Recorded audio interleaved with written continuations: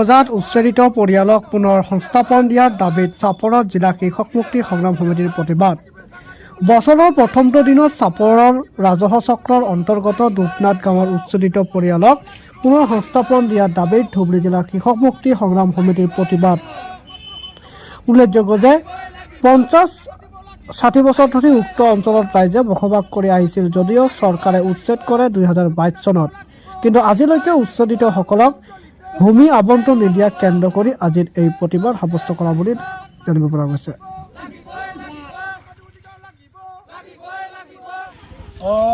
আমি কৃষক মুক্তি সংগ্ৰাম সমিতি ধুবুৰী জিলা সমিতি নেতৃবৃন্দ আমি দুধনাথ ভিলত আহিছোঁ। আপোনালোকে দেখিছে দুধনাথ এইখন গাঁও, ইয়াত 50-60 বছৰ ধৰি এইখন গাঁৱত ভূমিৰ নাগৰিকে বসবাস কৰি আহিছে। 2022 চনত চৰকাৰে এই গাঁওখন উচ্ছেদ কৰিছে, কিন্তু আজিলৈকে এই গাঁৱৰ মানুহবিলাকক, এই পৰিয়ালবিলাক, উচ্ছেদিত পৰিয়ালবিলাকক আজিলৈকে মাটি আবণ্টন দিয়া নাই, মাটি পট্টা দিয়া নাই। আমি এই নতুন বছৰত 2025 চনৰ নতুন বছৰত আমি আজিৰ এই দিনটোত আমি অসম চৰকাৰক দাবী জনাইছোঁ যে নৱবৰ্ষৰ আৰম্ভণিতে ধুবুৰী জিলাৰ এই দুধনাথ হিলত বসবাস কৰা ভূমিৰ নাগৰিকসকলৰ, ভূমিৰ পৰিয়ালক মাটি পট্টা দিব লাগিব, তেওঁলোকক থাকিবলৈ জাগা দিব লাগিব।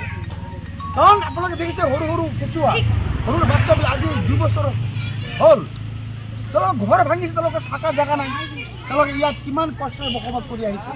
আমি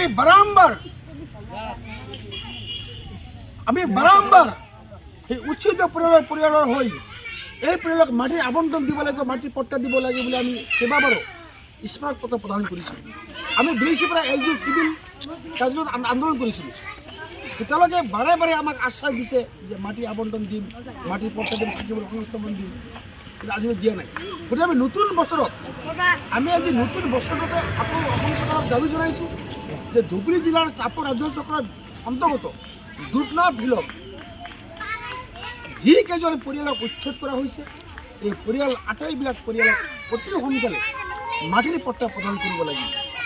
অন্যথাই জানুৱাৰী মাহৰ লাষ্ট পৰ্যায়ত শেষৰ ভাগত আমি এই মানুহবিলাকক লৈ, এই পৰিয়ালসকললৈ আমি ধৰ্ণা কাৰ্যসূচী পাতিবলৈ বাধ্য থাকিম। আমি এই পৰিয়ালবিলাকক মাটি লাগিব, এই পৰিয়ালবিলাকক সংস্থাপন লাগিব, ভূমি পট্টা লাগিব।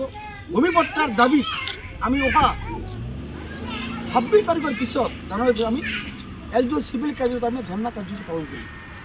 আমি আকৌ কৈছোঁ যে আজিৰ দিনত, আজি নৱবৰ্ষ, মানুহে আজি ফূৰ্তি কৰি আছে, মানুহে পিকনিক কৰি আছে, কিন্তু আমি দেখিছোঁ যে আমি সেইকাৰণে আহিছোঁ যে অতি দুখ লগা কথা যে দুধনাথ পাহাৰৰ হিলত বসবাস কৰা মানুহবিলাকে, তেওঁলোকৰ মুখত আনন্দ নাই, তেওঁলোকৰ মনত আনন্দ নাই, তেওঁলোকে আজি থাকিবলৈ জাগা এটুকুৰা নাই, থাকিবলৈ তেওঁলোকৰ ঘৰ নাই।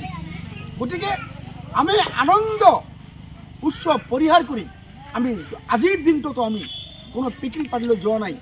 আমি কৃষক মুক্তি সংগ্ৰাম সমিতি আমি দুধনাথ হিলত বসবাস কৰা অতি দৰিদ্ৰ, ভূমিহীন আৰু উচ্ছেদিত পৰিয়ালৰ লগত আমি একেলগে ইয়াত আহিছোঁ, তেওঁলোকক খবৰ ল'বলৈ আহিছোঁ।